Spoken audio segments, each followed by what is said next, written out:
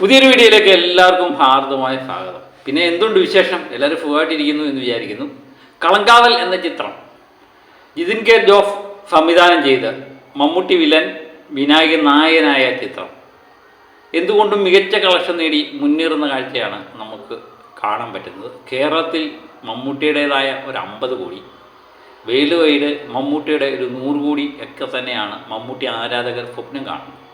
കളങ്കാവൽ എന്ന ചിത്രം ആ ലക്ഷ്യം നിറവേറ്റുമോ എന്നുള്ളതാണ് ഇനി കാണേണ്ടത്. ഏതായാലും 3 ദിവസം കൊണ്ട് കളങ്കാവൽ മികച്ച രീതിയിലുള്ള കളക്ഷൻ നേടുന്നതായിട്ടാണ് നമുക്ക് മനസ്സിലാകുന്നത്.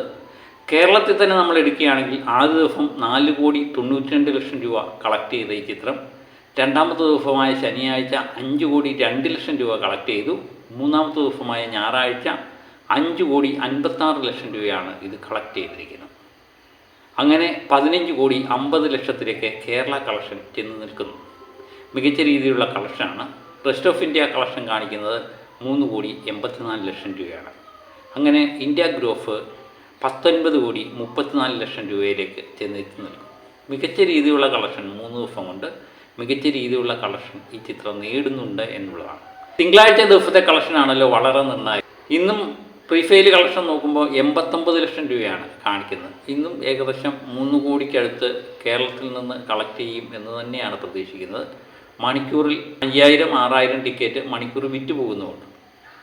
അപ്പം വളരെ നിർണായകമാകുന്ന ദിവസങ്ങൾ തന്നെയാണ് ഇനിയും കളങ്കാവലിനെ സംബന്ധിച്ച് വരാനുള്ളത്. ചിത്രം ഒരു ഹിറ്റിലേക്ക് നീങ്ങുന്നു. പക്ഷേ അതൊരു മെഗാ ഹിറ്റിലേക്കും 100 കോടി എന്നുള്ള സ്വപ്നത്തിലേക്കും നീങ്ങുമോ എന്നുള്ളത് കുറച്ച് ദിവസങ്ങൾ കഴിഞ്ഞതിന് ശേഷം മാത്രമേ ഇതിൻ്റെ തീരുമാനം ആകുള്ളൂ എന്ന് തന്നെയാണ് എനിക്ക് തോന്നുന്നത്. വേൾഡ് വൈഡ് കളക്ഷൻ നമ്മൾ നോക്കുമ്പോൾ കേരള കളക്ഷൻ ഞാൻ പറഞ്ഞല്ലോ 15,50,00,000. റെസ്റ്റ് ഓഫ് ഇന്ത്യ കളക്ഷൻ 3,85,00,000 രൂപ. ഓവർസീസ് കളക്ഷനാണ് നമ്മളെ എല്ലാവരും ഞെട്ടിപ്പിച്ചത്. കാരണം 24,80,00,000 ചെന്ന് നിൽക്കുന്നു.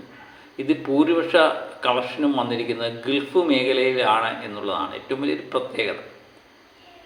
അപ്പം ഗൾഫ് മേഖല അക്കമൊഴിഞ്ഞ് കളങ്കാവൽ എന്ന ചിത്രത്തെ സഹായിച്ചിട്ടുണ്ട് ഈ കളക്ഷൻ നേടാൻ വേണ്ടി എന്നുള്ളത് വളരെ വ്യക്തമാണ്. ഏതായാലും വീക്കെൻഡ് കളക്ഷൻ 3 ദിവസത്തെ വീക്കെൻഡ് കളക്ഷൻ വന്നു കഴിഞ്ഞപ്പോൾ നമുക്ക് മനസ്സിലാകുന്നത് കളങ്കാവൽ മമ്മൂട്ടി ചിത്രങ്ങളുടെ വീക്കെൻഡ് കളക്ഷനിലെ 3ാം സ്ഥാനത്തേക്ക് വന്നു നിൽക്കുന്നു എന്നുള്ളതാണ്. ആദ്യ സ്ഥാനത്ത് നിൽക്കുന്ന ഭീഷ്മപർവം എന്ന ചിത്രമാണ് 44,60,00,000 ആണെങ്കിൽ ടെർബോ എന്ന മമ്മൂട്ടി ചിത്രം 44,55,00,000 രൂപയായിരുന്നു നേടിയത്. 3 ദിവസം കൊണ്ട് കളങ്കാവൽ 44,15,00,000 ചെന്ന് നിൽക്കുന്നു. ഇതിൻ്റെ ഏറ്റവും വലിയൊരു പ്രത്യേകത എന്ന് പറയുന്നത് ടെർബോയും ഭീഷ്മപർവവും ആദ്യ 4 ദിവസം കൊണ്ടാണ്, അത് വ്യാഴാഴ്ചയായിരുന്നു റിലീസ് ചെയ്ത്. അങ്ങനെ ആദ്യ 4 ദിവസം കൊണ്ടാണ് ഈ കളക്ഷൻ നേടിയെങ്കിൽ കളങ്കാവൽ 3 ദിവസം കൊണ്ട് ഈ കളക്ഷൻ നേടി എന്നുള്ളതാണ് ഏറ്റവും വലിയ പ്രത്യേകത. ടെർബോയ്ക്കും ഭീഷ്മപർവത്തിനും ഒരിക്കലും 100 കോടി കളക്ട് ചെയ്യാനും കഴിഞ്ഞില്ല. അതുകൊണ്ട് തന്നെയാണ് നമുക്കൊരു സംശയത്തിൻ്റെ മുനയിൽ ഇപ്പോഴും നിൽക്കുന്നത് കളങ്കാവൽ ഈ 100 കോടി മറികടക്കുവാൻ കഴിയുമോ എന്നുള്ളത്. ഇന്നും നമ്മൾ പ്രതീക്ഷിക്കുന്നത്, ഞാൻ പറഞ്ഞു, കേരളത്തിൽ നിന്ന് 3 കോടിക്കടുത്തുള്ള കളക്ഷൻ തന്നെയാണ് പ്രതീക്ഷിക്കുന്നത്. വേൾഡ് വൈഡ് പ്രതീക്ഷിക്കുന്നത് 7 കോടി റേഞ്ചിനടുത്ത് തന്നെയാണ്. അപ്പോൾ ഇന്നുകൊണ്ട് ചിത്രം 50 കോടി കടക്കും എന്ന് ഏകദേശം നമുക്ക് ഉറപ്പിക്കാം. അങ്ങനെ മമ്മൂട്ടി ചിത്രമായ കളങ്കാവൽ ആദ്യ 4 ദിവസം കൊണ്ട് 50 കോടി കടക്കുന്ന ചിത്രമായി മാറുന്നു. ഇനി 100 കോടിയിലേക്കുള്ള പ്രയാണം ആരംഭിക്കട്ടെ, വളരെ നല്ലത്. മമ്മൂട്ടിയുടെ കളങ്കാവൽ എന്ന ചിത്രം 100 കോടി എത്തുമോ ഇല്ലയോ എന്നറിയാൻ വേണ്ടിയാണ് നമ്മൾ താല്പര്യപൂർവ്വം കാത്തിരിക്കട്ടെ. അത്രയും പെട്ടെന്ന് നടക്കട്ടെ. കാരണം മമ്മൂട്ടിയെക്കാളും ജൂനിയറായ നടന്മാരെയൊക്കെ പടങ്ങൾ 100 കോടി എത്തിക്കഴിഞ്ഞു. പൃഥ്വിരാജിനെ എടുത്താലും ടൊവിനെ എടുത്താലും ഭഗത് മാഫിൽ എടുത്താലും എന്തിനു പറയുന്ന എഫിലിൻ്റെ പടം വരെ 100 കോടി കടന്നു. കല്യാണി പ്രിയദർശൻ, അങ്ങനെ മിക്കവാറും എല്ലാ ചിത്രങ്ങളും 100 കോടി കടന്നിട്ടുണ്ട്. ഇപ്പോഴും മമ്മൂട്ടിയുടെ ഒരു 100 കോടി ഇല്ല എന്ന് പറയുന്നത് എനിക്ക് വളരെയധികം വിഷമമുണ്ട്. അത് ഞാൻ കാര്യമായിട്ട് തന്നെ പറഞ്ഞതാണ്.